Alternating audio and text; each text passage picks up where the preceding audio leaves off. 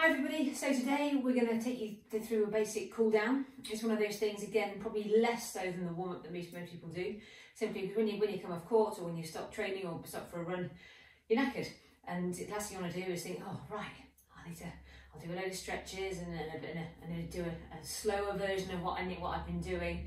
I'm going to go and have a shower, sit in the bar, brilliant, but not so great for body.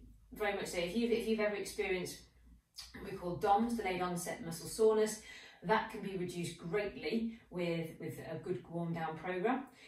If you felt a little bit faint, you know, that afterwards, especially in a high intense squash or tennis match, your heart rate's been up, the blood's been pumping, and then you suddenly stop, the blood will pull to the legs and the feet, and then you get up and you're like, oh, hello. You know, it's all that sort of physiological reaction can be limited by a real good cool down. So the purpose of your cool down is to reduce your heart rate and your blood pressure coming down slowly, and to reduce that pulling in the legs, and also to reduce or to prevent the onset of DOMS. Although there's nothing like a good DOMS, to be honest, after a real good hard game or session in the gym. So I know it's one of those tedious things to do, and it shouldn't take too long. It should take 5 to 10 minutes, but again, dependent on the amount of time you've been active for and the intensity. So for the the more intense the activity, the longer you should probably take to generally cool down. But yes, time is a premium, and again, something is better than nothing. So I'm going to run through some basic little stretches with you, and also 3 cheat stretches which will get you really through. There are 3 stretches which will stretch the whole body. You don't have to go through the whole sequence of going from calves to ankles to knees to hips to back to arms to neck. Those 3 exercises or stretches really do just calm things down, or stretch things out, I should say. So the other thing to remember is that don't just stop when you come off court. Keep walking, keep moving, and don't just sit down. If you have access to a gym bike, if you walking from playing and then going walking home, brilliant. All that stuff is great, just to let everything, the lactic disperse, and just to let your heart rate and everything come back down to normal. But that's really, 1 to 2 minutes. If it's real intense and you think, oh my goodness, if I sit down I ain't going to be able to get up, then probably just that little bit longer. And don't think, oh, I'll go and cool down in the sauna. Never happens. You just start gassing. So just try and give yourself that little bit of opportunity. If 5 minutes is all you have, then 5 minutes is fine. So like I say, just a gentle jog or a little bit of time on the bike first off, that's brilliant. So we're going to start off from sort of bottom to top. So we're going to basic calf stretch to start with. So all you need is a wall if you have one. If you don't have a wall, if you're on tennis court, then that is equally fine. With a wall, you want to put your hands onto the wall. We start with the purpose of the right leg back first. So the left leg is in front. The toes are pointing straight forward. The back heel you want to be on the floor, and you're simply just going to lean in and push there. It's a lovely, lovely stretch right deep in the back of the calf. And with these stretches, you want to hold for about 15 to 20 seconds. Breathing as we go. So as you breathe out, we naturally relax and release. Good. Coming back, and then changing legs through there. So pushing onto the wall, keeping everything nice and straight. Don't try and beat yourself. Don't try and push the wall. It's not about how hard you can push. It's just about feeling the right stretch in the right place. So holding that again, each side, equal and opposite. If you feel you need to hold it for longer because it's particularly tight, and you know you're particularly tight there, then hold it for longer. That's absolutely fine.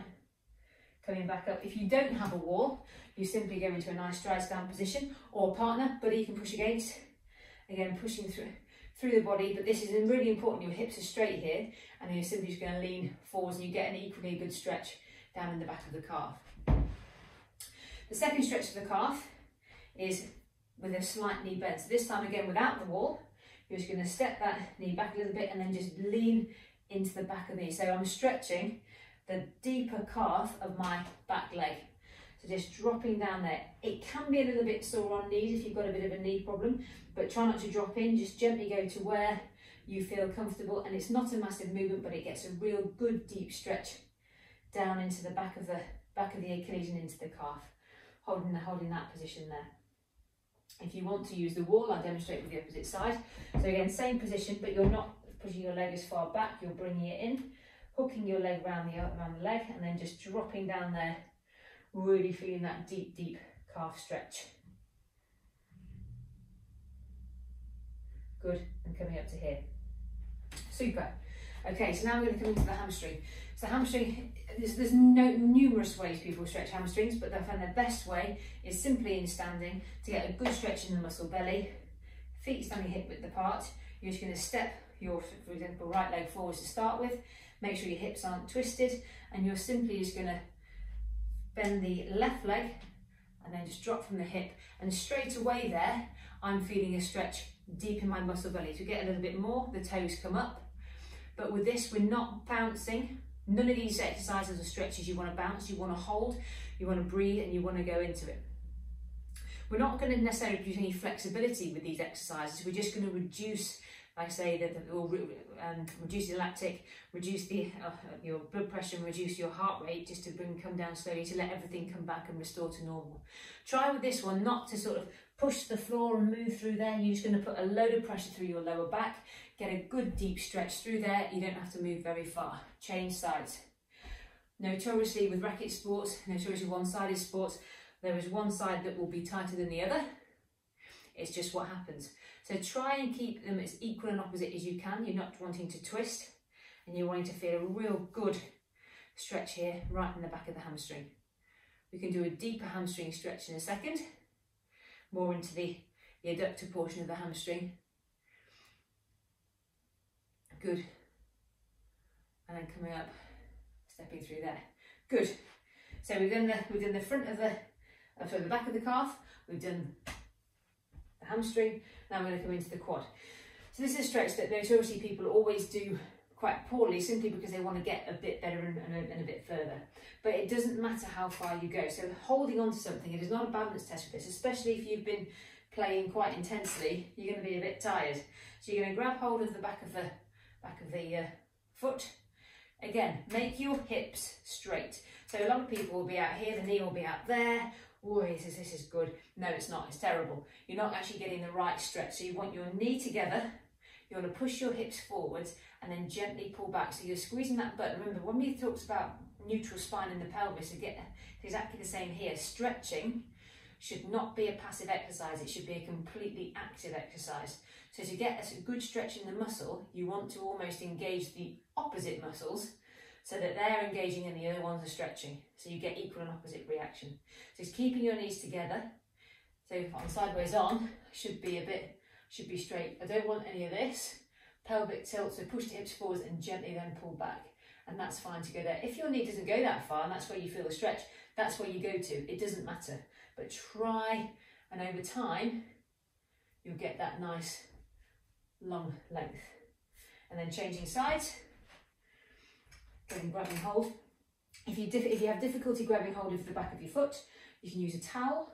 You can use something behind you just to give you that little bit of a go. Obviously, if you have knee pain or your knee is stiff, you're not going to get so much of this stretch. But I'll show you a bit of a stretch in the lunge position. So we're nice and straight, hips are forward, squeeze the butt, knees are together.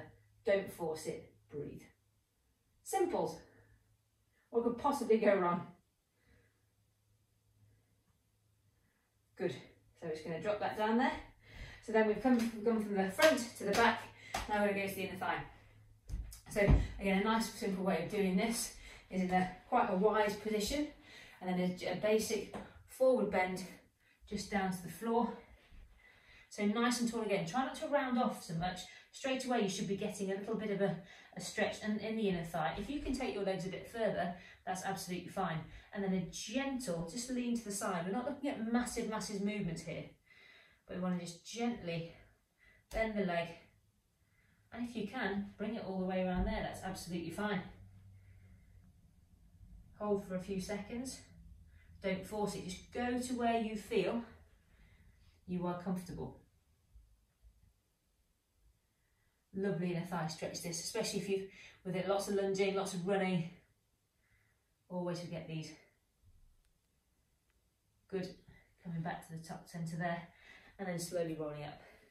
Okay, so we've done the inner, let's do the outer. Ways you can do this in standing is your basic butt stretch. So you can just put your heel onto your opposite leg, and then, requires a bit of balance, and then just dropping down, sitting in. If you don't have walls or whatever, we don't really want to sit on the floor, it's a bit grubby. You're just getting a real good deep stretch into the butt here. And then coming around the other way.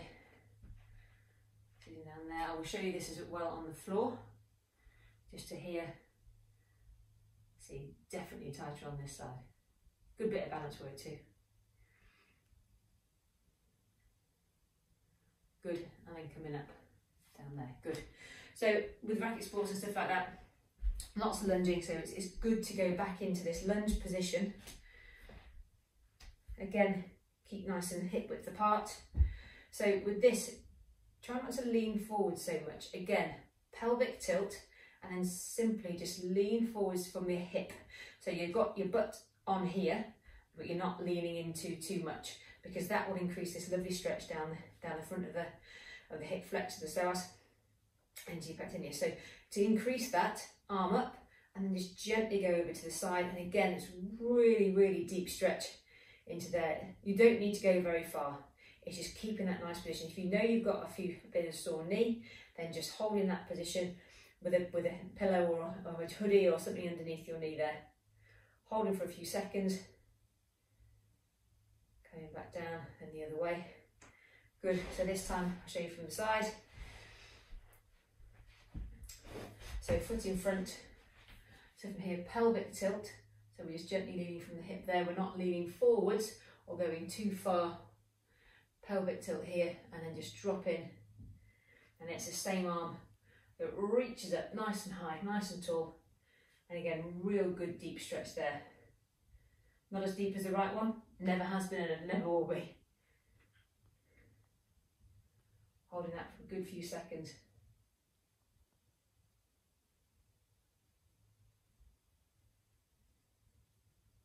Good, and then coming back down to there. Good. Okay, coming back up into standing. You can sit when you're doing these. It's completely up to you. Gentle shoulder rolls. Again, you probably need a wall for this, but a nice pec stretch. Hand onto the wall, and then just turn and open up. Feeling a good stretch in the front of the chest. Depending on if that doesn't feel like it's a stretch there, move your arm. Depending on where you're tight is where you'll feel that a little bit of a stretch. You can bend the arm as well and come into that position, but it's so important to keep the mobility of those shoulders. And again, so you can do these stretches in as you're kind of standing and really just doing that bit of warm down as well. Good, holding to there. Good. And then nice new shoulder roll. Tricep stretch. You can do the whole thing where you grab hold of the back of the arm as well, making sure the elbow is pushed up to the ceiling. If that's uncomfortable, then a simple little push onto your elbow will just get a lovely stretch down the back there.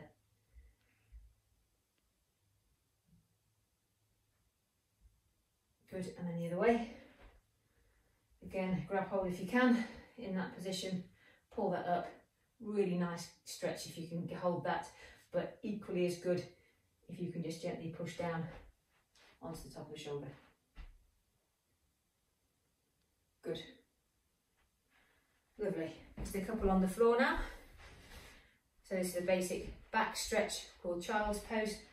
So you're just going to reach, I'll show you in front first, reach forwards, sit back onto your heels if you can, and then just gently then reach forward.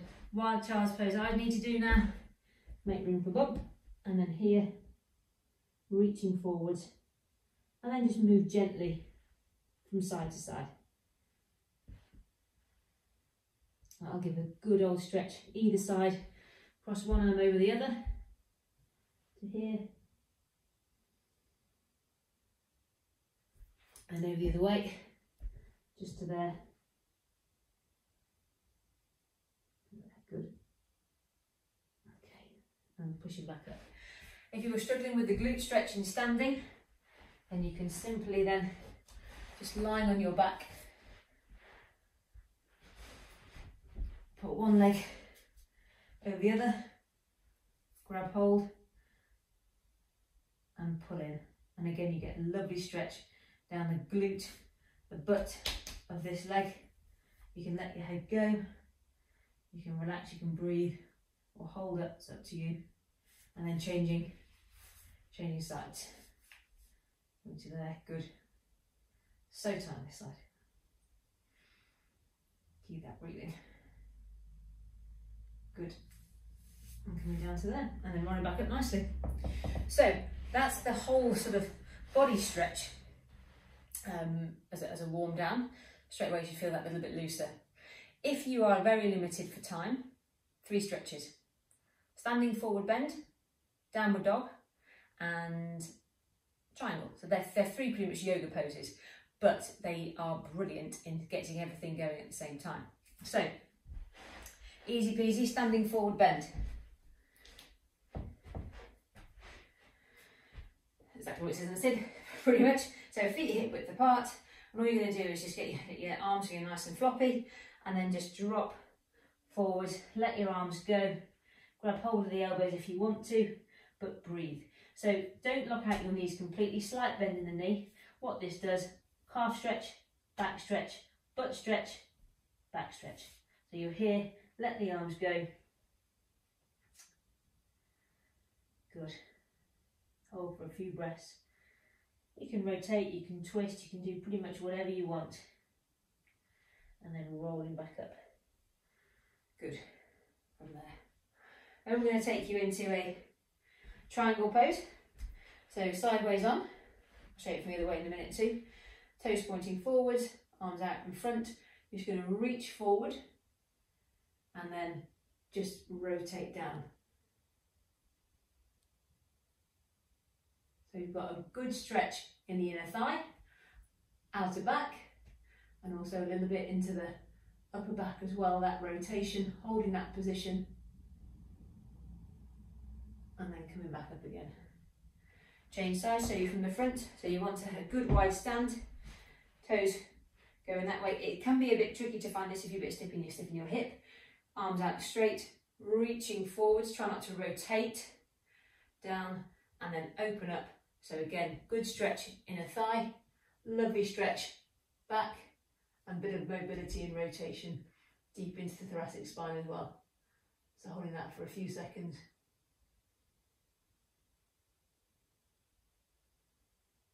Good, and down, coming back up. So down dog, again, it's the classic yoga pose. If you find that you're getting a good enough stretch with the child's pose, that essentially is downward dog, just in a lower position. So you come onto all fours,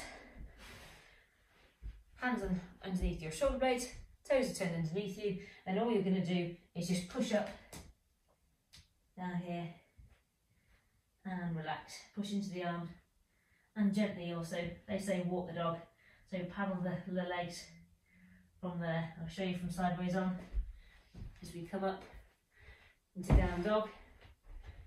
Position there. So butt up, paddle those legs. Really push through.